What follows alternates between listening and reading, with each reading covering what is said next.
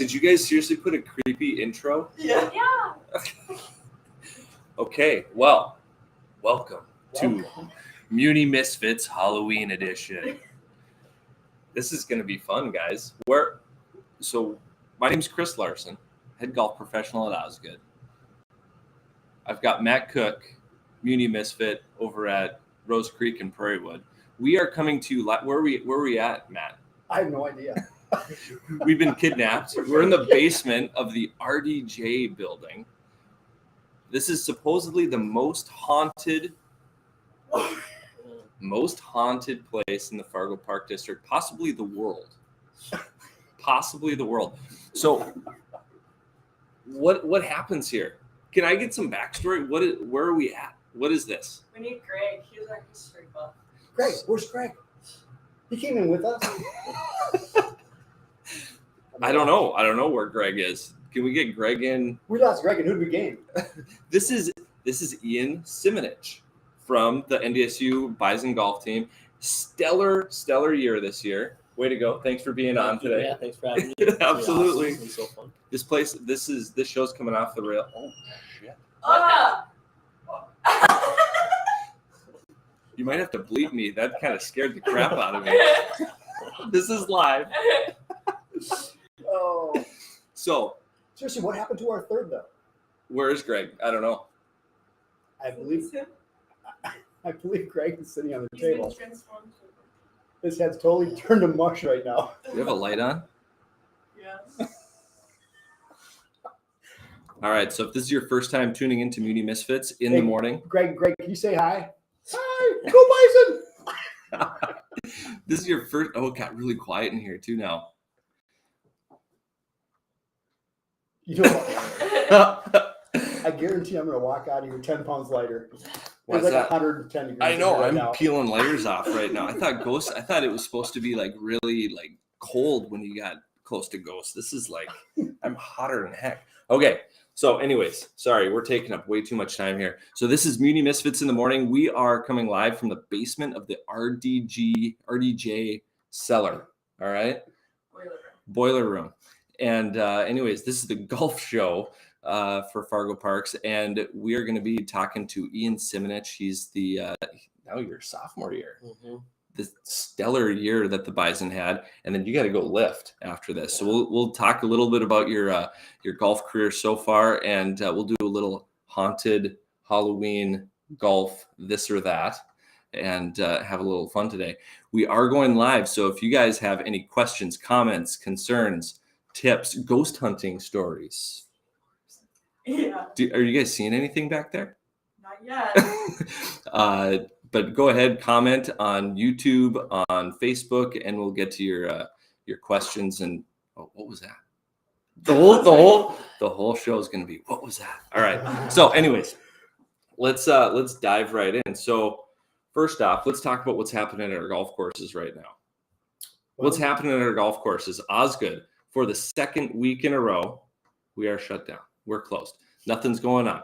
Little activity going on out there. Nothing going on at Osgood, nothing going on at Prairie Wood, nothing going on at El Zago. There it is. Okay. 218s, Edgewood and Rose Creek are still open. And man, we are going to get some amazing fall-like conditions here these next few days. Friday, Saturday, and Sunday are supposed to be absolutely beautiful. Talking 60s, even moving into the 31st for trick-or-treating. Kids will be wearing shorts out there this year versus, parkas. It's going to be an amazing 4-day stretch here. And so I think we're going to be extremely busy at the courses. Yeah. Sunday will be the last day as far as at both Edgewood and Rose Creek. Seems like around town that seems to be the trend. I think most golf courses will be closed after Sunday. Everybody's been asking, why are you closing? It's supposed to be nice Monday and Tuesday, and we get it. It's just that, there's a reason why our golf courses remain in really nice shape, and that's because we also put them to bed in the proper way. And they really do. The superintendents really do need to have a couple really pretty decent days. When I say decent, it's got to be at least above 40, hopefully low winds, because there's a lot to go into that process as far as, chemically preparing as far as spraying your fairways, greens, tees. We don't cover our greens, but we do cover them with top dressing. So put top dressing on. There's some snow fencing that'll go on out, removing all the golf accessories, and really just kind of getting things cleaned up and properly put to bed so that hopefully it will survive what can be harsh winters around here sometimes, and We'll be looking beautiful in the spring. So we'd love to be open for an extra day or two, but I think it's in the best interest of the golf course itself. For sure. So yeah, been an awesome season. What was our round count? As What of was it? yesterday, 137,960. Woo! That's insane. That's a lot of I'll rounds. say it again. I don't know. 136,000. 137 and some change. But who's counting? Right? Exactly. That's incredible. Well, way to go, Fargo golfers. Thanks for all your patronage at all the 5 facilities within the Fargo Parks.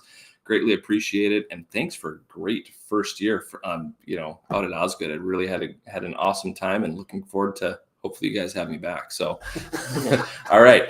If we can survive this morning, No I think kidding. we'll be all right. All right. And happy Halloween. Here we go. Haunted guest, Ian Simonich, sophomore season at NDSU. How's it going this morning, man? It's good. It's Good. early. So It's early. These guys have been haunting their competition. That's what I I'm mean. telling you what, they are stepping it on up. that was a nice segue. Did you write that in? We're Was talking that spooky score. totally spooky score? So I've got a little stat here I pulled from Go Bison right now. So this last event, the Outer Banks, you guys shredded the field, shredded. I've got the Bison were the only team in the 16-team field to fire under par rounds on all 3 rounds as they shot par scores -2, -6, -6. They finished fall semester with a combined score of -46, averaging nearly 3 under par per round as a team. Yeah, it was. We kind of knew coming into the year that this was kind of going to be our year, especially after finishing 1 stroke behind Denver last year in conference. We have a very veteran team now. I played a lot of events last year, so I gained more confidence, and that's definitely showed this year. But from a team standpoint, we know this is kind of our year, and we're the team to beat in the Summit League, and we went out and proved it this fall. I think we were the low in the Summit League, scoring average by like 7 shots or something out of all the teams. So, and then talk about too, you as an individual, I know it's a team game when you're playing college, but as an individual, I mean, you had a great fall run. So, I mean, I'm looking here, -3 in the final round at the Outer Banks, tied for 8th. Is that correct? Yep. So, your scoring average, talking about scary low, we kind of were on a text thread here the last week or so. What is your scoring average right now? I don't know the exact number after the last tournament, but I think it was. We got pulled it up 70.65. Oh, yeah, I didn't realize it was that. But yeah, it was good. The last round in Outer Banks was nice, little backdoor top 10, just like Rory does in Masters. So it was really nice. The first 2 rounds of that tournament I had finished poorly, especially with par 5s. Made a couple bogeys, and then I rattled off 3 birdies to end the tournament. Just kind of dug deep and found it, and it was huge. At the time, we had kind of let SIU Edwardsville kind of within 4 or 5 shots of the last 3-4 holes, and I think my birdies kind of helped propel the team, and we had some more birdies coming in. So it was nice to get that. It's been a long 2 weeks. We were in Denver like a week and a half ago, and went straight to Outer Banks. So it's good to be home, and it's kind of going to be good to put the clubs away, but it was a really good fall for the Bison. Okay, I mean, with your guys' success, not to discredit anybody as far as around the area, but it's not like you're just kind of beating the area teams around here. You know, you guys are going to some amazing tournaments now with the success the Bison have had over the past years. You're getting some great tournaments, you're playing some really good competition. And so once again, what's team sport, but personally, I think we're 5 out of 6 of the top 10 finishers are the first Sergeant to run in by 5 for second, 5 for third. So I mean, it's been really good for you this year. You talked about, being a veteran team, but you're going to graduate really good kid and a really good player as far as in the next year. But you got everybody else back. That's right. Yeah, I know personally for me, it's gonna sting to have Nate gone. He's kind of been like my big brother on the team. I mean, we worked together. We've played so much golf, and we always run together on the road.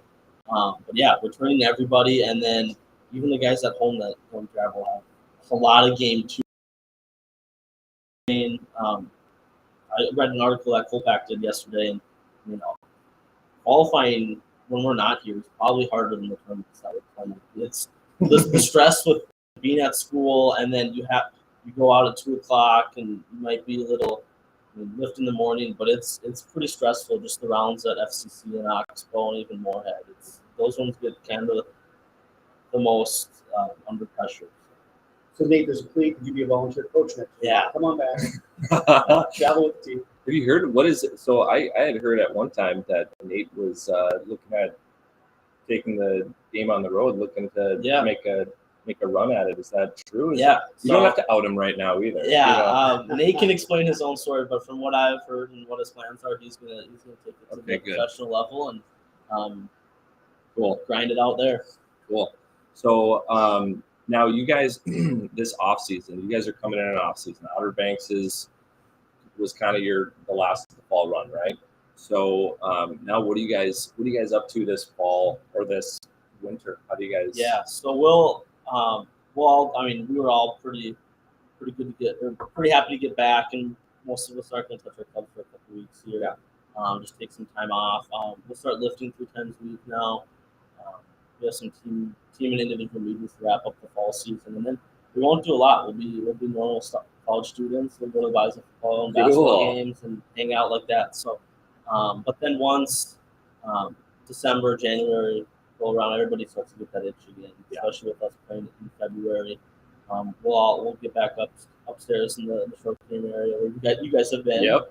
We'll do a lot of putting and chipping, and even at the new NODAC football insurance building, we'll be able to get in there and hit some balls, which is pretty cool. So, What do you kind of like as far as imagine you had the temporary bubble before, and you guys had the opportunity to practice in there. You kind of like keeping as far as in the simulator? Do you kind of like get as far as in the bubble, or is it just kind of a combination? Yeah, I think for me it's definitely a combination. I know if I were just to hit in the simulator over the whole winter, I would kind of, I don't know, it would be weird to see the ball fly again. But even seeing the ball fly just at like 100 yards when it's in the air and then in the back wall is huge because you get instant feedback with just with starting lines and what's going on. But then it is nice to have the simulator to see all the numbers and you can go on and check and club path and whatnot. So it's definitely a combination. That's something like kind of shipping. Absolutely. Like as far as having now to know that, being able to see that, so you can kind of bridge that. Definitely. That's cool. So then you mentioned like now you guys are doing lifting. Is this kind of like team practices then? Did you guys actually then have set times with all of them to play with it? Or do this on your own? Or? No, yeah. So we have all our team lifts are all together. Kind of some of us we have class conflicts some days, but we all get there at the same time. We'll all work out. Some might have to leave a little earlier. But as far as practice, we're done for the semester. That's kind of it. NCAA rules. But then once second semester starts, then we're able to practice a certain amount of times a week, and then still continue to have a team. Imagine you guys have got traders working with you, kind of doing program stuff as far as golf. What type of things have you kind of focused on specifically over the last couple of years as far as in the off season to whether it's just improving your strength, speed, whatever it might be with practice? Yeah. So last year we had actually his name. Murph. Murph was our lifting coach. Not the Murph you guys know, but his name was Murph too. Hey, look at Murph. I can either way. Yeah, David Murphy. Guys ripped too. Yeah. But now this year we have a new guy, Brad Kaiser, and he does a really good job. We get in there and we do a lot of just strength building, a lot of squats and bench and like ab work and hip flexibility and mobility like that. So I know last year I personally felt stronger. And then even the one day in practice last year, we could not complete this drill, and coach, we got down and did push-ups, and that was probably the best team practice we had. We got out of there, I think we did probably upwards around 80 push-ups in 2 hours just because we couldn't do it. But no, it's awesome. Everybody pushes each other. The older guys, you get in there, and you do work. You're not there to mess around and screw up. So it's good. So with that sweet setup up on top of the shack right there, what are you guys using the sim a lot? Like, are you guys? Yeah. You guys kind of hang out there. I see the couch is well worn, so I'm assuming wasn't like Andrew Israelson sleeping there at one time? He probably was. I think one of our guys last year fell asleep up there doing homework and we had lifted it, so he just left there. That's incredible. But, Slumber party at the shack. It's awesome. I know. I got a text from the guys this week when we were having the guys home. They were watching the Vikings game up there and hitting balls all the time. So it's a pretty sweet setup in there in North Carolina. So it's pretty cool. But yeah, between the girls team and the men's team, it gets a lot of youth. Jackman does it. Yeah, so I think too. So. Yeah, absolutely.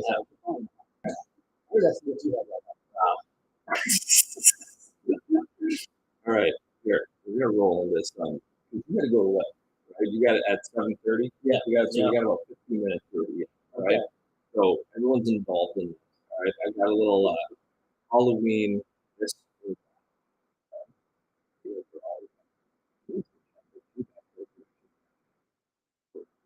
Okay. Oh, God. All right. And by the way, chime in on social media, like YouTube and on Facebook. We're coming to your live. So if you want to chime in on Halloween, we'd love to hear your comments. Okay. Here we go. Would you rather be chased by Freddy Krueger, Jason Voorhees, Michael Myers? Freddy Krueger, Jason Voorhees, Michael Myers, or Ghostface? Who would you rather be chased by? Who's the slowest? I don't know. Michael Myers never seems to die. Michael Myers, isn't he on his 30th movie right now? And everyone he died. Oh, that kind of looks like Michael Myers back there. Oh, I'll let Ian go first. Would you rather be chased by? Okay, Who so can you I outrun? will have to confess I am not a huge scary movie guy. Okay. I'm actually quite a weenie when it comes to that. So I only know a couple of those names on there, and just for that, I'll probably say Michael Myers. Okay, he's the slowest, I would think, out of All right, all of them. perfect, and I'm good. He's always walking. Yeah, But he is. He does. Slow and steady wins the race. Yep. Yeah, honestly, I think I'm going with Michael Myers just because of the slow walk thing. I think I'm going to take that and just get over. Sure, just get sliced up and be done. All right. Would you rather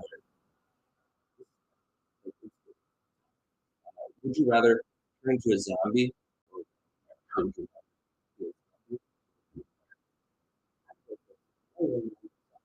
Would you rather eat brains? More of a solid guy, less. We were just talking about smoothies. I'm gonna second that too. I don't think he's Really? a zombie. Dude, I'm going vampire. Vampires are way cooler. You can fly. You can. They're kind of ladies' men, right? Yeah, but Zombies are. You got to kind of prepare them. I'm going to get up and drop your reading. Prepare yourself in the trail done. Zombies just wake up and go out of bed. They don't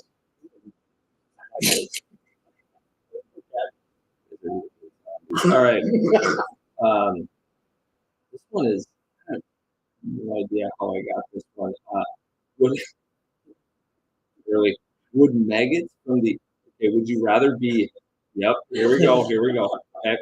Would you rather be eaten from maggots on the inside out or eaten by piranhas from the outside?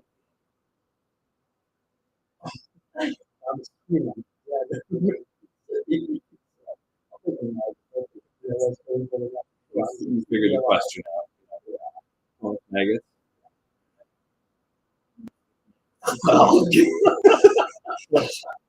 Okay, this one's for Ian here.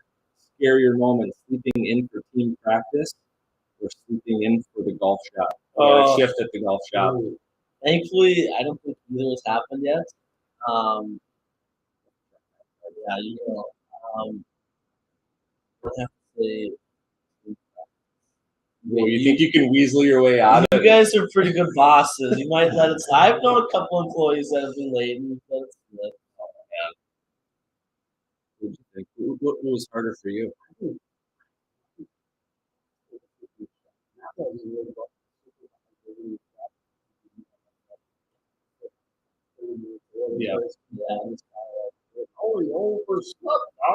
the worst I'm feeling. waiting for 15 minutes. That is the worst feeling in the world. You know, like if you've got like, you know, you're there 2 or 3 minutes late, and then you got 2 times like starting to back up, and you got toe tappers in the parking lot, guys that are just like Mario's waiting to go. And like, I've had 5 cups of coffee already. Everybody's feeling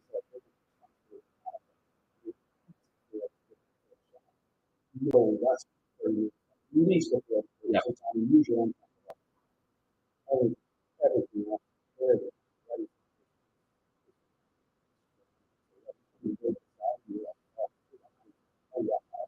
Yeah. So how hot is it in here? We're like on the face of the sun right now. It's oh, okay. Last one for would you rather? Would you rather? I think I already know the answer to this. Would you rather get kidnapped by a psychopath or abducted by aliens?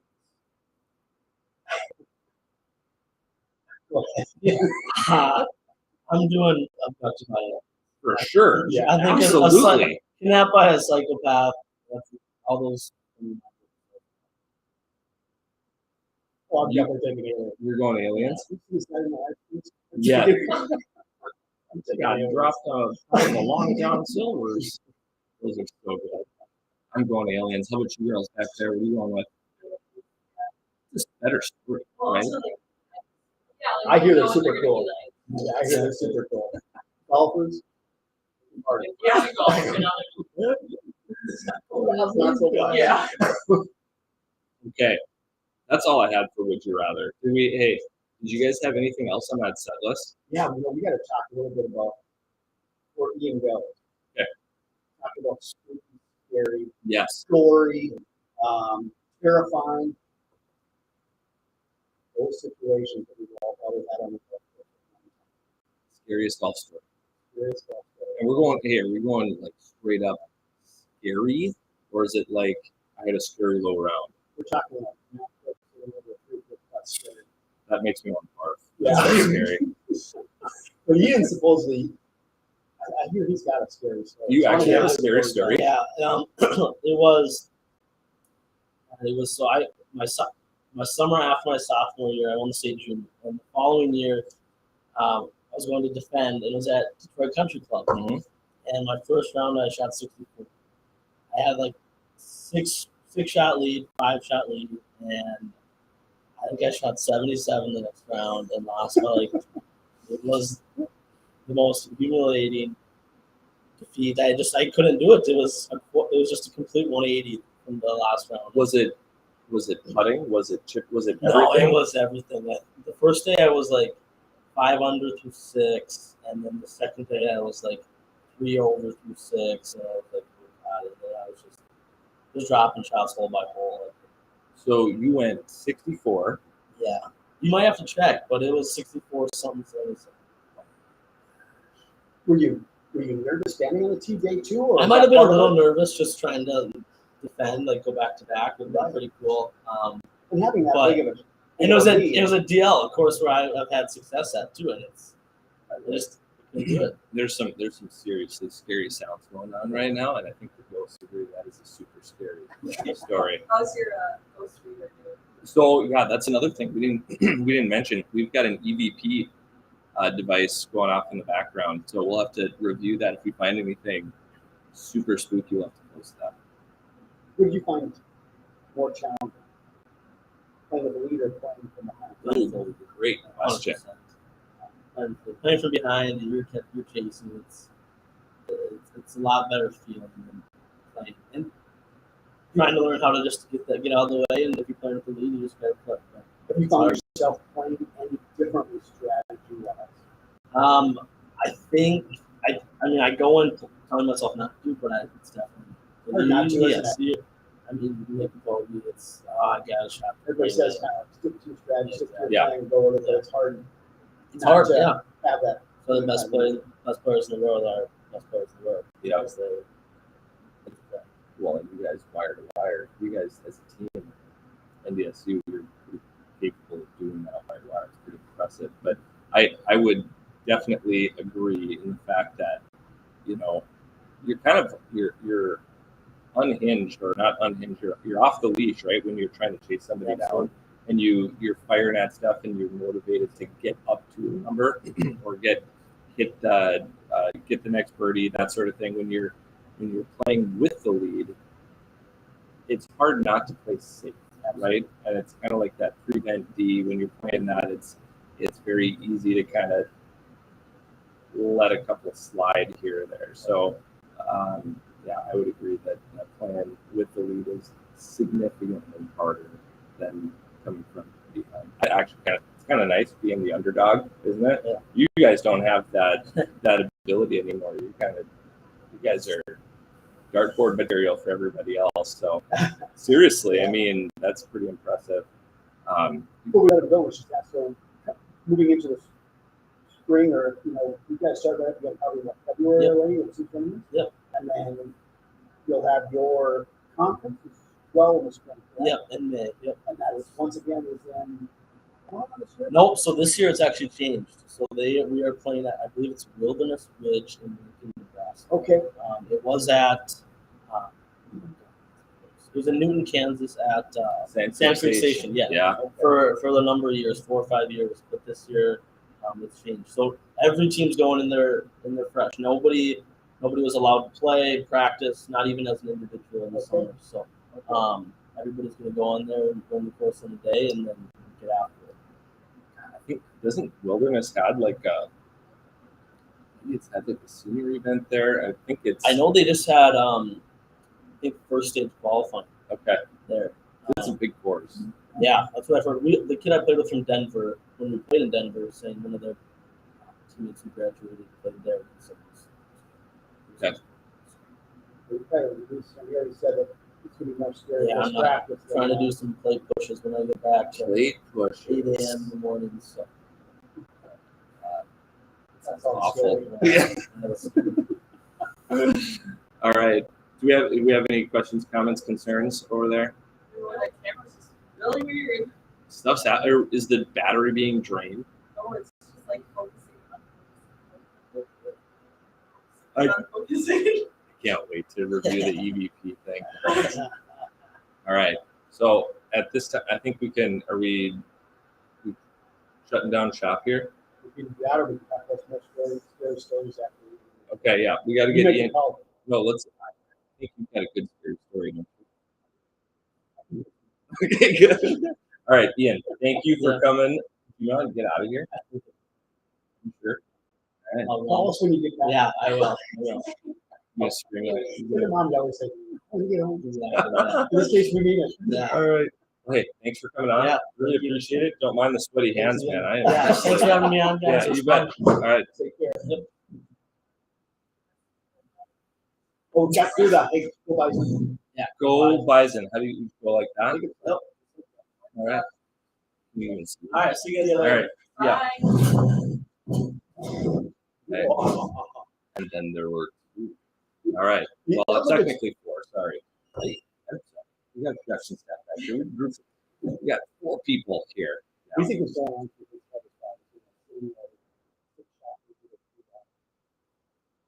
I've never been there. I don't know what that's like.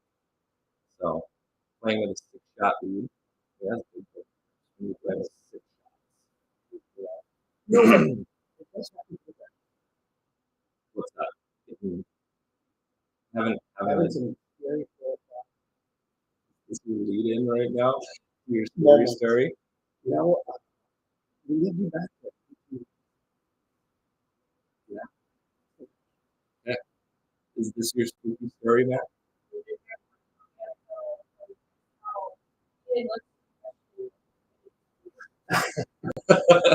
Well, it's over now. I can see him for something like that. It's called, yeah, don't ever do this again. 1996. Yeah.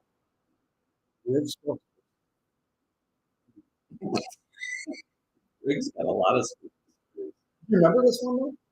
Is this This is the sharp food telegraph. oh yeah. When he locked himself up. Was it a 7-shot?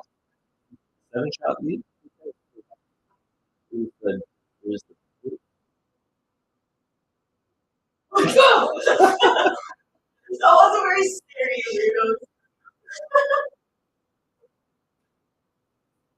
Yeah, six shot lead there.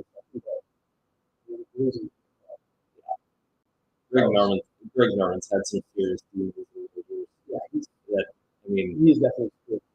for sure. I mean, he was world number one for like for how long? And he, the dude was unstoppable except when he got in majors. But yeah, he is epic for that.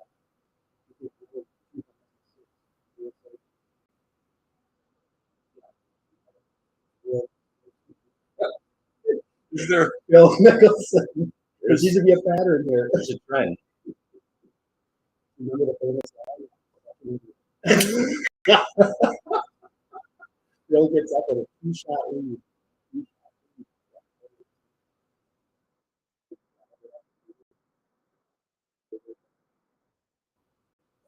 Hey, by the way, was that when he was rocking a two driver? Yeah. When he had a golf driver and a big driver? This is the other wrong one. I don't remember that was. It might have been. And yeah.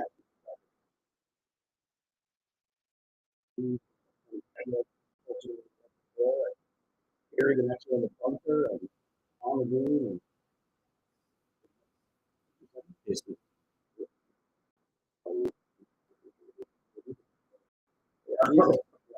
these guys are ever. my favorite. What would be your favorite movie? Maybe this is the one. Yeah, there you go. I think I've actually had some experience. Okay. Yeah. So 1999, the Open at Carnegie. That's the meltdown.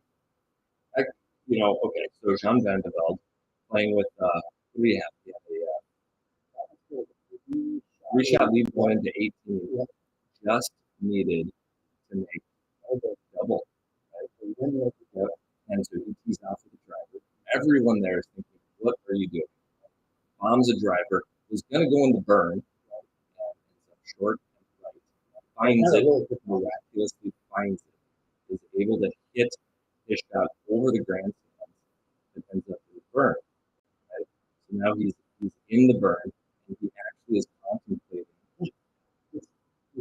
Pulled up and he's off and he's in there and So, anyways, takes the drop, takes his medicine, gets it into the bunker from there. But here's the other part there. So that's he ends up making 6.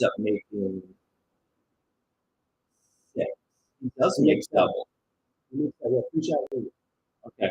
He actually hit his 3-shot, his second shot hit the part in the grandstand, bounced back into There the it ball is. fescue. Third shot hit into the ground. Yep. Pulled on out, into the bunker and 5, up on 6, and he had to make like He did. like 8 foot, He did. And and 6 foot putt, something like that for triple to So go into a playoff. correct. And if you actually watch the replay on that, he is fist pumping and is just he's going But he nuts. won the Open. But he thought he won it.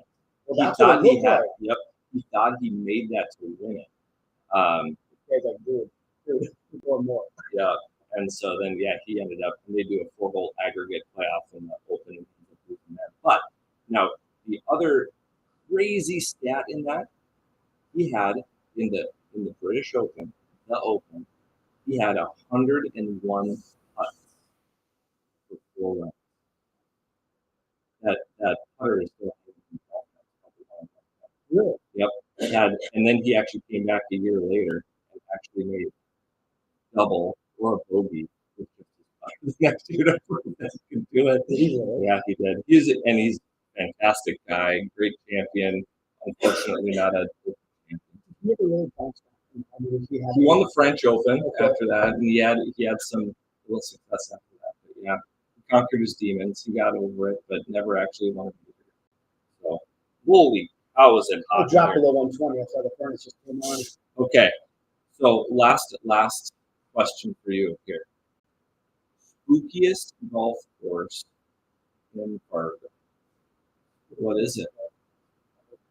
What do you guys think? Spooky. Yeah.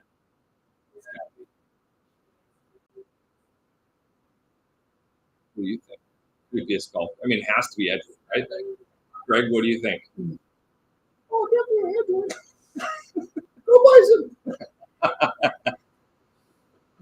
Yeah, I think without a doubt, it's got to be Edgewood. I mean, that's just that whole area. You know, you get like in the timbers over there and down by the river, and it's not as bad now. It's more residential, kind of moving closer to it. Before that, it's really kind of isolated. It was so dark and back in there. So, and then when you ever been there at night? Well, yeah, because I worked there for 3 years. So yeah, closing Like, in the old golf shop, yes. you know, back by the river, it was kind of like you're leaving the area. Holy I would cow! try to get out of there before dark, though. So. And those oak trees just creep. Oh yeah. It's just like really, really creepy at night. All right. Not to mention the neck was a kind of neck coach. All right. So we have to talk about where this podcast is heading, right? And what our timeline is going forward, right? So That's if we get out of the boiler. I know. Yeah. Oh, did you hear that? That one. There was actually like a metal, something metal actually dropped back there. Yeah. The door just moved. No, it did not. Stop. I don't believe. I was about to hurdle that table. Yeah. There's Trust me, if that door opened, Tori, we would have beat you to it. So Can you guys wrap this up? Okay. So anyways, but we will be back next week. I don't know what we're going to be doing next we week. promise. We're going to do, I think we have to do like a best of, right? Do kind of like a best of wrap up of the season. Pretty short. It's probably, yeah, it'll probably be done in 10 minutes. So we'll talk about that and then actually where this podcast video series is going and for the off season because we've got some work to do. So what do you think there, Matt? One last question. What's your favorite holiday? What's my favorite holiday? Why do I feel like I'm being set up right now? Well, I was just kind of curious if Halloween would be ever. My You favorite seem to be holiday? kind of like a Halloween kind of guy. Like, you kind of dig getting dressed on up and. You know, I don't. Halloween's okay. Halloween's all right. My family is huge into Halloween, so I kind of get wrapped up into it. My wife's a huge Halloween fan. Same with my daughters. I think they both have like 2 or 3 Halloween costumes each year because they go to different parties. They dress as different stuff, and so no, I think my favorite Halloween or my favorite holiday is like Christmas. I'm a Christmas guy. You can't beat it, man. The food, just everything's great. Halloween might be my least favorite. Really Might be. You can really get into that. As a kid, yeah. trick or treat. You didn't Private Pumpkins, no thank you. Any candy, no thank you. So, anyways, yeah, Christmas. Maybe we'll have to do a Christmas show. Sweaters by the fire. All right, this is going sideways. We'll have to review the whole thing. It's like, there you go. Sure. We'll get a report next Friday. Yep. Whoa. See that? The screen just didn't. Okay, we're losing viewers. And we didn't have any. All right. So, anyways, this is Muni Misfits in the morning. Thank you for tuning in. And we will see you next week. Matt Cook, Rose Creek, Prairie Chris Larson, Osgood. All right. Thanks for tuning in. We will see you next week, 7 o'clock. Muni Misfits in the morning. Hit that subscribe button. We'll see you next week.